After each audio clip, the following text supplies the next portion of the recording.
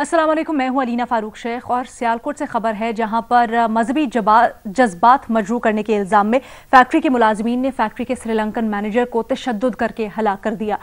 DPO Sialkot इसकी तफसीलात इस तरह से बताते हैं कि फैक्ट्री का जो श्रीलंकन मैनेजर था, मुलाजमीन ने उस पर तशद्दुद किया, डंडों से तशद्दुद किया, उसके बाद उसकी लाश को घसीटा और जीटी रोड पर लाश को रखकर आग लगा दी।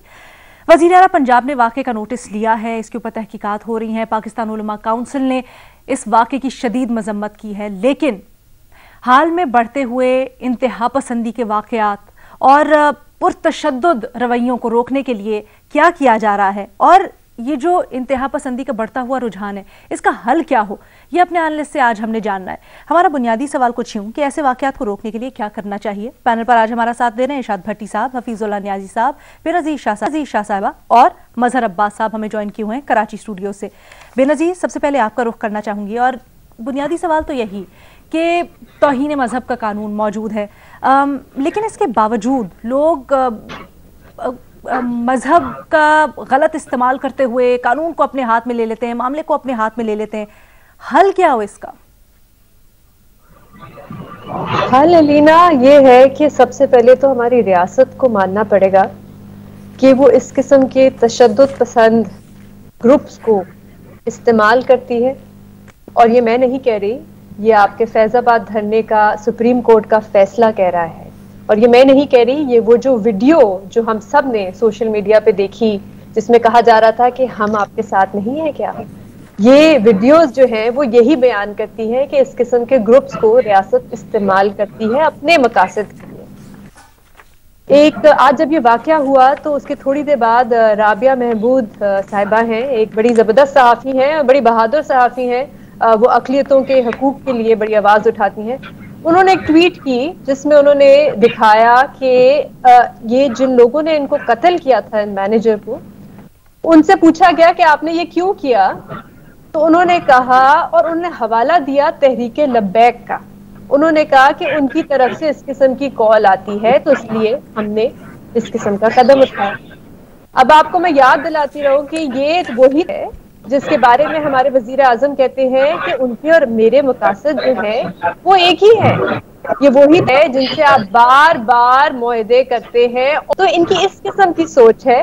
लेकिन फिर भी हमारी रियासत चाहती है कि इनको इलेक्शन में लड़ाया जाए, इनको मेन स्ट्रीम किया जाए। ये इतने वाकयात हमारे सामने इतनी दफा आ चुके हैं और हम देखते क्या है, होता ये है कि एक इल्जाम लगता है, तहकीकात अभी शुरू भी नहीं होती कि उस इल्जाम की बुनियाद पे कत्ल और बड़ी बेदर्दी से कत्ल कर दिया जाता है। और अब हमारे सामने इतने ज्यादा ऐसे केसेस हैं लीना कि जिसमें बाद में पता चलता है कि वो झूठ बोल रहे थे जिन्होंने इल्जाम लगाया। आसिया बीबी का आप केस ले ले, सुप्रीम कोर्ट का। मैं एक छोटा सा यहाँ पे आपको वाकया बताना चाहती हूँ। 2014 में शमा और शहजाद, आपको अगर याद हो तो एक क्रिश्चियन कपल था जिनको जिंदा जला दिया गया कसूर में। 2014 की मैं बात कर रही हूँ। मैं उनके घर गई थी, उसके बाद छोटे छोटे उनके 3 बच्चे थे। सबसे जो छोटी थी वो तो मेरे ख्याल से 1 साल की भी नहीं थी।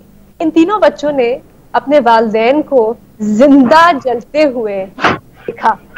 उनका जो बेटा था वो एक तस्वीर बना रहा था उस वक्त जब मैं गई, तो मैंने उससे पूछा, मैंने कहा तुम क्या तस्वीर बना रहे हो? बेनज़ीर, बड़े अहम और बुनियादी नुक्ते की आपने निशानदेही की है। न्यायी साहब की तरफ ये लेके जाना चाहूंगी। न्यायी साहब, ये जो नजरियाती तौर पर, मुझे जरा कंप्लीट करने दीजिएगा। मैं सिर्फ ये बताना चाहती हूँ कि उस बच्चे ने क्या तस्वीर बनाई।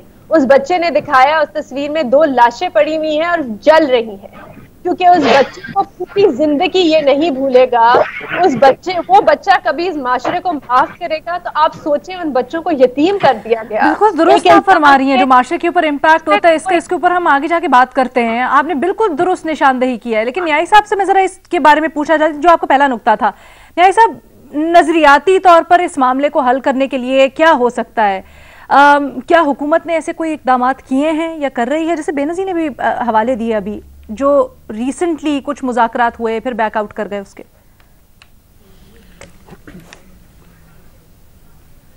अलीना, बंदा अब क्या कहे, इतना हौलनाक, इतना अंधुनाक वाक़या है। और मेरा नहीं ख्याल कि जब हम सोचते हैं कि जी पुराने ज़माने में, आज से 3000 साल पहले, 2000 साल पहले जब वो बंदा रोम जाता है और देखता है कि सेरीना के अंदर शेरों के आगे इंसानों को डाला जाता था उनको सजा के तौर पे, तो मैं सोचता था कि शायद उनके अंदर जहालत थी, बिल्कुल एक तहजीब तमद्दन से कई हज़ार साल पीछे थे तो ये कर गुजरे। लेकिन जब हम पाकिस्तान के अंदर आज देखते हैं तो मेरा ख्याल है कि वो तो फिर कोई एक जो है इससे कोई चीज़ होगी कि मुजरमों को डालते होंगे या किसी को भी मासूम हो, बेगुनाह हो, उसका तयन हो या ना हो। लेकिन जी इस मुल्क में 70 साल से हमने आंधियों की जो है का बीज जो है वो काश्त किया है। अब उन तूफानों, आंधियों, बर्बादियों की जो फसल है वो तैयार हो चुकी है। ये आपने कहा कि कौन जिम्मेदार है, इसमें एक चीज़ और भी ऐड कर लें कि रियासत, हुकूमत, कानून या अवामी रद्द-ए-अमल, इसमें सिर्फ एक ही जिम्मेदार है, वो रियासत। हुकूमत को भी मैं मूरद इल्ज़ाम नहीं ठहराता हूँ। आप इस मुल्क में अब मुझे बात सर, आप बिल्कुल ठीक है सर, ये जो आप बात कर रहे हैं बिल्कुल आपकी ये बात, आपकी इस बात का एहतराम, लेकिन मुझे ये बताइए कि अगर आपने जिम्मेदारों की निशानदेही कर ली तो मुझे ये भी बताएं कि हल क्या होगा इसका। इसका हल बीबी ये एक एक मिसाल दूं, आपके टाइम नहीं है, वगरना इस मुल्क में रियासत ने ये सारे पाले हैं, चाहे ये फिरका वारियत है, चाहे सिपाही साहब है, चाहे लश्कर जंगवी है, चाहे MQM है, चाहे कोई भी है, रियासत ने उनको, चाहे तहरीक लब्बैक है। आप देखा नहीं कि इन्होंने नोट मांगे थे, अभी बेनजीर ने सुप्रीम कोर्ट केस किसका हवाला दिया, और अभी जो कुछ होता रहे उसके बाद रोजों से लेके अब तक उसके वजीर जा रहे हैं जेल में मुलाकात करने, यानी कि उनको उठा के मेन स्ट्रीम में लाया जा रहा है। तो इसका मतलब है कि हमारे से हाल आप पूछ रही हैं, हमारे से हाल नहीं है। हमने ये आइडेंटिफाई कर दिया है कि इसके असल मुजरिम वो नहीं है जिन्होंने ये काम किया है, असल मुजरिम वो हैं कि जिन्होंने ये पाकिस्तान के अंदर इस तरह के पैराडाइम्स जो है वो डेवलप किए हैं, इस तरह के रहनुमा असूल बनाया कि जिसके अंदर मुल्क जो है वो कहां से कहां निकल गया है। उनके सर वैसे मुज़ाकरात के हक में आप ही थे, लेकिन मैं मामला उस तरफ लेके नहीं जाऊंगी, आपके बुनियादी नुक्ते के ऊपर रहूंगी जो बड़ा अहम नुक्ता है। भट्टी साहब की तरफ ये लेके जाऊंगी। भट्टी साहब, इस तरह की पार्टीज को आप मेन स्ट्रीम में लेके जा रहे हैं, इसके असरात आएंगे, आपकी क्या राय है इसके ऊपर? मैडम शेख, पहली बात तो ये है कि जिन्होंने ये सब किया है इनसे मैं सिर्फ ये सवाल एक पूछना चाहता हूँ कि अगर मेरे नबी सल्लल्लाहु अलैहि वसल्लम, जिन पर मेरी जान भी कुर्बान, अगर इनके दौर में ये वाक़या होता या अगर चारों खुलफाए राशिदीन के दौर में ये वाक़या होता कि कोई गैर मुस्लिम मजहबी जज्बात मजरू करता, तो क्या इसे ऐसे ही तशद्दुद के बाद तशद्दुद किया जाता, उस पर लाश घसीटी जाती उसकी और लाश को आग लगा दी जाती, या इस गैर मुस्लिम से पूछा जाता, इससे तहकीक होती, इसे सफाई का मौका दिया जाता और जुर्म साबित होने पर सजा दी जाती? ये मैं अपने सारे मुसलमानों से, भाइयों से पूछना चाहता हूँ। नबी तो वो हैं कि जिन पर हम सब मुत्तफिक हैं, और नबी तो वो हैं आखिरी नबी मेरे कि जिन पर हमारी सारों की जान कुर्बान, मगर मेरे नबी की मुझे लगता है कि ये सुन्नत नहीं है। दूसरी बात मैडम शेख, हुकूमत नामी शय का ना होना, हुकूमती रिट का ख़त्म हो जाना, जजा सजा का निज़ाम ना होना, ये है 3 बड़ी वजूहात जिसकी वजह से ये सब कुछ हो रहा है। हुकूमत मजबूत हो, जजा सजा हो, हुकूमती रिट हो तो रियासती पॉलिसी हरफ़े आखिर होती है। हुकूमत मजबूत हो, हुकूमती रिट हो, कानून की पासदारी होती है। हुकूमत मजबूत हो, हुकूमती रिट हो तो अवाम को जुर्रत नहीं होती कि कानून हाथ में ले। मैडम शेख, मान लिया कभी कभार ये कहीं भी वाक़या हो सकता है, पुरतशद्दुद रद्द अमल कहीं भी हो सकता है, मगर अमनो अमान की जो सूरत हाल इस वक्त है इस मुल्क में, 3.25 सालों में KPK सिंध बलोचिस्तान को छोड़ दें, सिर्फ पंजाब में 51% जराइम बढ़ चुके हैं, सिर्फ लाहौर में 46% जराइम बढ़ चुके हैं। पंजाब लाहौर को छोड़ दें मैडम शेख, 3.25 सालों में 27 अरब लगाए गए हैं इस्लामाबाद को महफूज बनाने के लिए। कत्ल डकैतियां बढ़ गई हैं। सिर्फ 2021 में पर्स छीनने के 12% वाकयात बढ़े हैं, कैश छीनने के 16% वाकयात बढ़े हैं, मोबाइल छीनने के 33% वाकयात बढ़े हैं, कार छीनने के 10% वाकयात बढ़े हैं, मोटरसाइकिल छीनने के 20 वाकयात बढ़े हैं इस्लामाबाद के मुख्तलिफ गैंगों के नरगे में। और आखिरी बात मैडम शेख, मैं उस नुक्ते पे आ रहा हूं, ठीक है, ये इस वक्त मुल्क में सूरत हाल ये है, कहीं वकला जज को मार रहे हैं, कहीं EC DC के दफ्तरों के घेराव हो रहे हैं, कहीं हाई कोर्ट ब्रांच के शीशे तोड़े जा रहे हैं, कहीं हाई कोर्ट के चीफ जस्टिस के चैम्बर में तोड़ फोड़ हो रही है, कहीं लोग पुलिस को कत्ल कर रहे हैं, कहीं पुलिस लोगों को मार रही है। तो ये सारा क्या है मैडम शेख? हुकूमत कहीं भी नजर नहीं आती, हुकूमती रिट कहीं भी नजर नहीं आती, और जो पकड़ा जाता है उसको जजा सजा नहीं होती। भट्टी साहब, रियासत जब एक बात जरूर कहूंगा कि जब आप लैब मॉडल तैयार करके हुकूमत को देते हो तो हुकूमत को ब्लेम बिल्कुल नहीं करना चाहिए। जिन्होंने ये मॉडल तैयार किए और जिस तरीके से हमारे पे नाफिज किए, पहले तो वो बताएं कि उनको उनके सामने क्या नक्शा था कि आज हम कहते हैं जी लाकानूनियत हो गई, फलाह हो गई है। ये मॉडल जो तैयार किया गया लैब के अंदर, लेबोरेटरी मॉडल जो है, तो ये हुकूमत के, इसको हुकूमत को वो कोप कर रहे हैं, खामखा अपने आप को धोखा दे रहे हैं बैठ के यहाँ पे। पूरे मुल्क का सत्यानाश करके रख दिया हमने। न्याजी साहब, पहली बात तो ये है कि आपके हर सवाल में मियां मोहम्मद नवाज शरीफ आप जिस तरह घुसेड़ बिल्कुल है, क्यों नहीं है? आप उसको हटाने के लिए आप जो बिल्कुल जब कौमी सलामती के लिए और वो करप्शन पे निकला हुआ है, करप्शन पे वायल हुआ है, करप्शन पे बाहर गया है, मफरूर है, इख्तियारी है। सर, हमारी डिबेट किसी और तरफ जा रही है। ठीक है, माजरत के साथ मैं आप दोनों को रोकूंगी, इसमें भी नवाज शरीफ, माजरत के साथ न्याजी साहब, भट्टी साहब, मैं साथ आप दोनों को यहाँ पर रोकूंगी। हम किसी और तरफ अपनी डिबेट लेके जा रहे हैं। जो नजरियाती नुक्ता हमारे एनालिस्ट ने उजागर किया है और फिर लाकानूनियत भी कहते हैं, इन दोनों को जोड़ेंगे और मजहर अब्बास साहब की राय जानेंगे। एक छोटी सी ब्रेक लेनी है हमने, उसके बाद वापस आते हैं।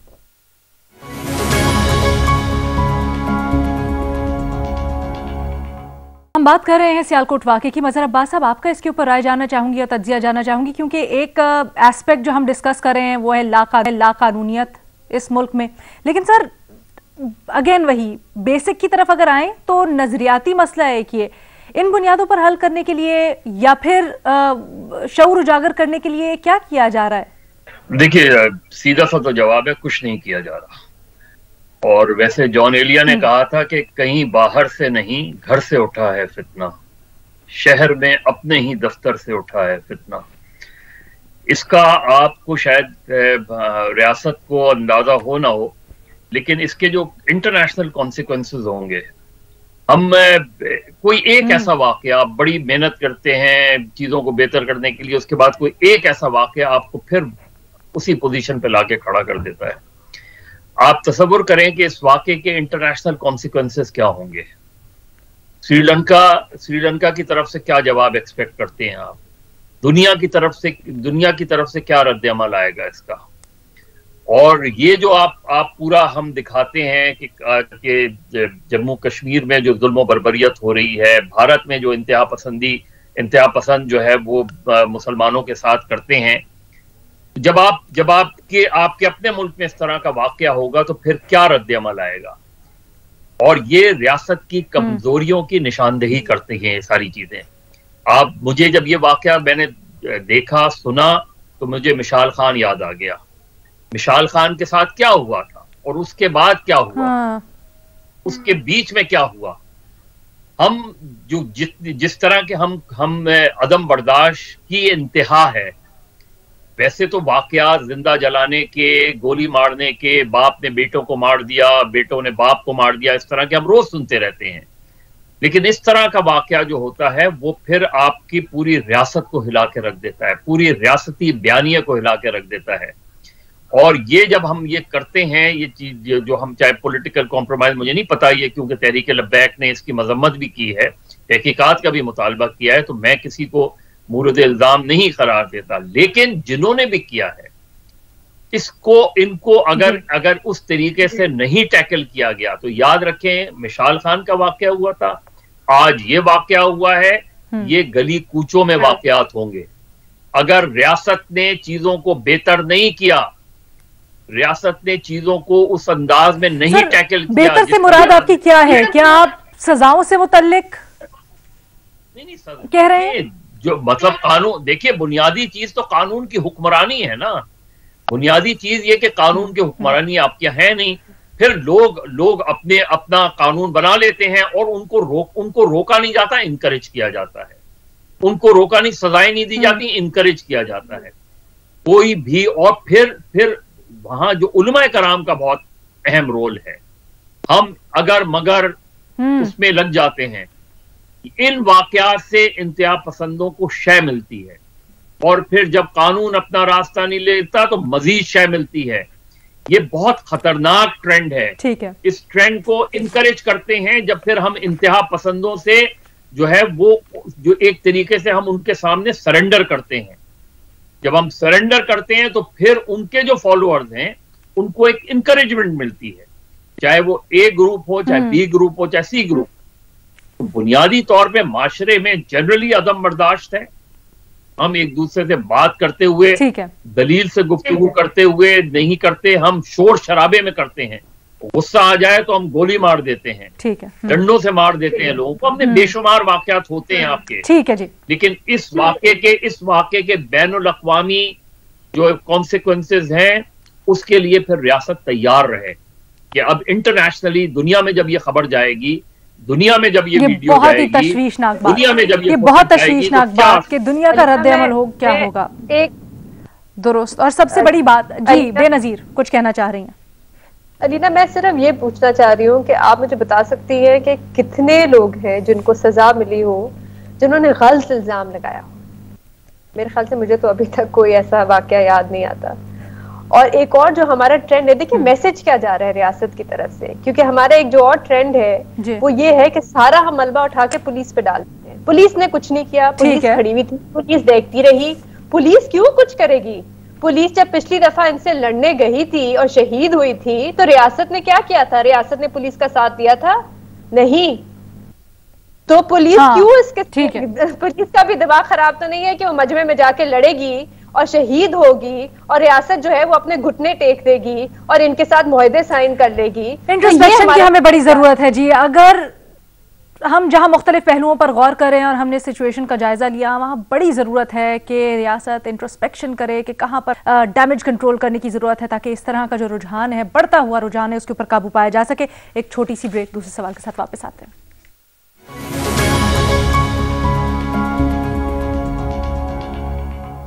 आपने घबराना नहीं। पाकिस्तानी एम्बेसी सर्बिया में जो है उसने 3 माह से तनख्वाह ना मिलने का शिकवा किया और ये अनोखा एहतजाज किया। ये तंजिया गाना आपने घबराना नहीं के अल्फाज जो वज़ीर आज़म अक्सर बोला करते हैं उसमें वो शेयर किए। उन्होंने तफसील भी लिखी, इसके साथ साथ ये कहा कि जी 3 माह से एहलकारों को तनख्वाह नहीं मिली है, इसकी वजह से फीस ना होने की वजह से बल्कि बच्चों को स्कूल से बाहर निकालना पड़ा है। लेकिन घबराना नहीं है आपने। दफ्तर खारजा ने जब इससे मुतालिक वजाहत भी की है, उनसे जब पूछा गया उन्होंने वजाहत की है कि जी सर्बियन एम्बेसी के सोशल मीडिया अकाउंट्स यानी फेसबुक, इंस्टाग्राम और ट्विटर अकाउंट्स हैक हो गए हैं और उनसे जितने भी पैगाम शेयर किए जा रहे हैं वो सर्बियन एम्बेसी नहीं शेयर कर रही। लेकिन जब तनख्वाहों की अदायगी से मुतालिक फॉरेन ऑफिस से पूछा गया तो कोई जवाब नहीं आया। अब इसके ऊपर सवाल ये बनता है कि क्या हालात इतने ख़राब हैं कि पाकिस्तानी सिफारत खाना इस किस्म की ट्वीट कर सकता है, हाँ या नहीं? हमारे तज्जियाकार क्या सोचते हैं, जरा उनसे जानते हैं। बेनजीर, आपकी गालिबन बात भी हुई है सर्बियन एम्बेसी में, जराए से क्या कहते हैं वो इस मामले से मुतालिक? अलीना, मेरी एम्बेसडर से बात हुई है जो सर्बियन एम्बेसी, जो पाकिस्तान एम्बेसी सर्बिया में है, शरियार अकबर साहब, और उन्होंने ये बल्कि ट्वीट आने के थोड़ी देर बाद ही मेरी उनसे बात हुई थी। तो उन्होंने मुझे यही बताया था कि हमारे जो तीनों अकाउंट हैं, ट्विटर, फेसबुक, इंस्टाग्राम, वो तीनों हैक हो गए हैं। और जब मैंने उनसे पूछा कि तनख्वाहें आपको मिल गई हैं या उसमें कोई डिले है, तो उन्होंने कहा नहीं, बल्कि परसों हमें सबको सैलरीज मिल गई थी, तो उसमें भी कोई डिले नहीं है। तो वैसे तो ये लगता है कि वाकई में कोई हैकिंग अटेम्प्ट ही है। हमारे मुल्क में वैसे ये कोई नई बात तो नहीं है। यहाँ पे तो थोड़ा सा FBI भी हैक हो जाता है, तो थोड़ा सा कभी नादरा भी हैक हो जाता है, हुकूमत की वेबसाइट भी हैक हो जाती है। लेकिन बड़ी इंटरेस्टिंग चीज ये है कि पिछले महीने सोशल मीडिया पे एक लेटर जो था पाकिस्तान एम्बेसी ढाका से, वो सोशल मीडिया पे चल रहा था और उसमें भी कुछ इसी किस्म की बात की गई थी कि बच्चों की जो स्कूल की फीसें हैं उसके फंड्स नहीं रिलीज किए गए और वो प्लीज आप फंड्स रिलीज कर दे, एक अपील की गई थी फॉरेन ऑफिस को। अब उस खत की, उस लेटर की तस्दीक नहीं हुई, तो मुझे नहीं पता वो ऑथेंटिक है या नहीं है, लेकिन इसी किस्म की। लेकिन मैं ये सवाल अभी भी बहुत से हैं। एक चीज और की मैं वजाहत कर, हाँ, कि क्योंकि आपकी जो मुल्क की जो डिजिटल कमजोरियां हैं वो अब पूरी दुनिया के सामने है और उस पे मजाक उड़ रहा है। क्योंकि अच्छा, डिजिटल कमजोरियों की आपने बिल्कुल दुरुस्त निशानदेही की, लेकिन यहाँ पर नादरा से मुतालिक मैं थोड़ा सा कह दूं, क्योंकि दावा ये किया जा रहा है कि जी नादरा का सिस्टम फुल प्रूफ है, हैक नहीं हो सकता, उसमें मुतअद्दिद लेयर्स मौजूद हैं फायरवॉल की, जिससे नादरा का सिस्टम हैक करना यहाँ पे बिल्कुल EVM लाने की बातें हो रही हैं और यहाँ पे सिस्टम जो है और वेरीफाइड अकाउंट्स ट्विटर पे हैक हो रहे हैं। अच्छा, मैं बस नादरा से मुतालिक वजाहत कर रही हूँ, बाकी FBR का तो हमें पता है। ये जो अहम आपने नुक्ता उठाया ना, वैसे भट्टी साहब, बेनज़ीर कहती हैं कि जब उनकी एम्बेसडर से बात हुई उन्होंने कहा जी तनख्वाहों का मसला था, परसों अदा कर दी गई। तो बड़ी ताज्जुब की बात नहीं है? ये तो आम नॉलेज नहीं है वैसे कि इस तरह से तनख्वाहें नहीं अदा हुई एम्बेसडर्स की, वो भी सर्बिया की एम्बेसी। तो मामला किसी को पता नहीं था, सामने आना और उसके बाद सोशल मीडिया के ऊपर इस तरह से आ जाना, वाकई में हैक हुआ था या नहीं?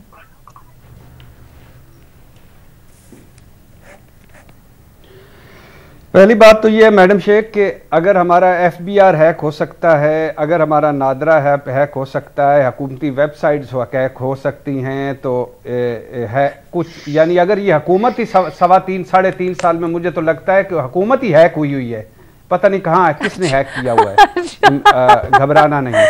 अच्छा, दूसरी बात ये है मैडम शेख के ये जो नादरा की आप बात कर रहे हैं ना, इतने जाली बन रहे हैं शनाख्ती कार्ड। अभी कराची में प्रेस कॉन्फ्रेंस पुलिस अफसरों ने की और उन्होंने बताया कि कितने जाली शनाख्ती कार्ड, और इसी तरह पासपोर्ट्स। मैडम शेख, अगर तो 3 महीने से तनख्वाह नहीं मिली थी और अगर उनके सरकारी एहलकारों ने से उन्हें, तो फिर तो सही कहा कि महंगाई ने रिकॉर्ड तोड़ दी, हम कब तक खामोश रहे, तनख्वाह के बगैर कब तक काम करें, हमारे बच्चों को फीस ना देने पर स्कूलों से निकाला जाए, क्या नया पाकिस्तान है? सच्ची बात है। मुझे लगता है मैडम शेख कि अब मामले को ये रफा दफा कर रहे हैं, अदरवाइज ये सोशल मीडिया अकाउंट्स हैक नहीं हुए। किसी ने बाकायमी होशो हवास अपने दिल की भड़ास निकाली है या किसी ने शरारत की है, जो भी किया है ये बिल्कुल ठीक किया है और परफेक्ट किया है। फॉरेन ऑफिस ने कभी कोई चीज और डैमेज कंट्रोल किया जा रहा है। न्याजी साहब,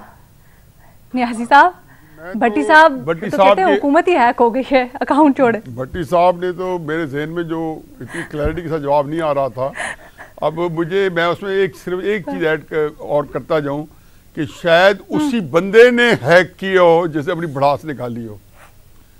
तो इससे एक चीज़ जो बेनज़ीर साहब ने भी कहा है और भट्टी साहब ने भी कहा है, उसके बाद एक चीज़ तो तय है कि ये जो होती है विंडो ड्रेसिंग के, जल्दी से पैसे ही भिजवा दो और साथ एम्बेसडर को कह दो कि आप कहें कि हैक हुए, ये भी हो सकता है क्योंकि हमारे एक ट्रस्ट डेफिसिट चल रहा है।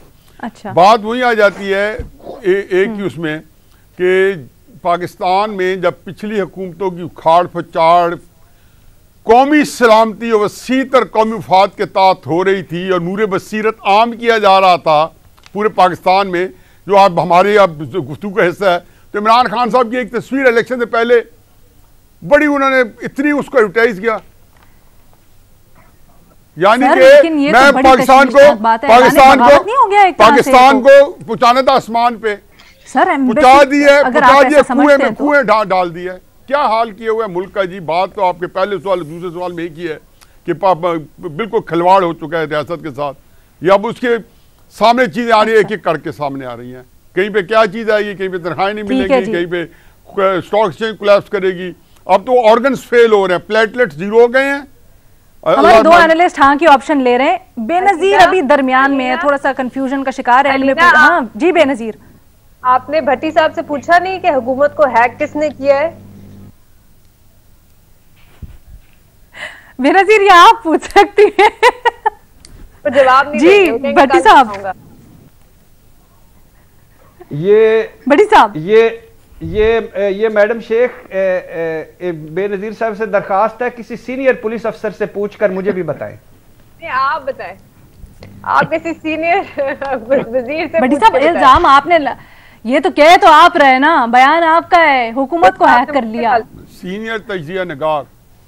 हाँ, एक मैडम शेख, मैं तो इसलिए कह रहा हूं कि इलेक्शन कमीशन हो, नैब हो, FIA हो, हुकूमती कारकर्दगी हो, मईशत हो, नादरा हो, फॉरेन ऑफिस हो, अंदरूनी पॉलिसियां, बैरूनी पॉलिसियां, हुकूमत कहीं है ही नहीं। मुझे तो लगता है हुकूमत कंट्रोल करने की कोशिश कर रहे हैं। एक मैं छोटी सी सिर्फ अलीना यहाँ पे सिर्फ एक बात छोटी सी कि जल्दी से फंडिंग का थोड़ा सा मसला वैसे भी हमने देखा है, जैसे कि मेरी काफी जो डॉक्टर है जो सरकारी अस्पतालों में या लाहौर में काम करते हैं, उनकी भी 7 महीने से तनख्वाह उनको नहीं मिली थी और अभी उनको 2 दिन पहले तनख्वाह मिली है, तो वो भी 7 महीने से अपनी तनख्वाह का वेट कर रहे थे। ये बड़ा तशवीशनाक मामला है। मजहर अब्बास साहब, जिन जिन को तनख्वाहें नहीं मिली उन सबको ये गाना लगा लेना चाहिए अपने साथ। बाकी ये देखें, मुझे लगता है ये कि भट्टी साहब और न्याजी साहब ने एक दूसरे के अकाउंट हैक कर लिए हैं। इस गाने से पेमेंट कर दें सर।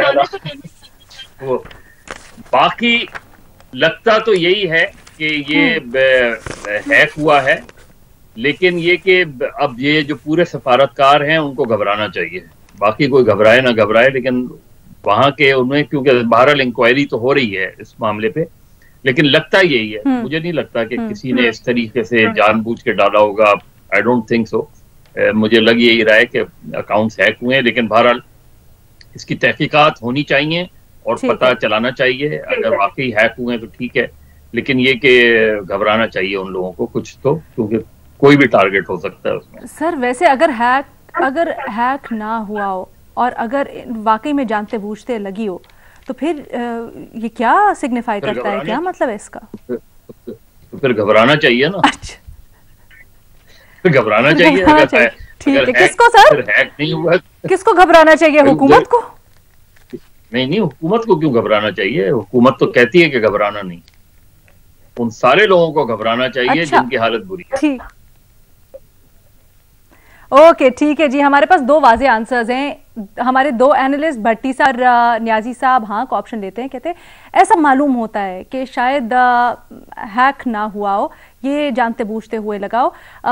मजहर साहब कहते हैं ऐसा लगता है हैक हुआ। बेनज़ीर कोई वाज़े ऑप्शन नहीं लेती हैं। आपकी इस मामले पर क्या राय है, हमें ज़रूर आगाह कीजिएगा और हमें अपने फीडबैक में शामिल रखिएगा। इजाज़त दीजिए अभी, अल्लाह हाफ़िज़।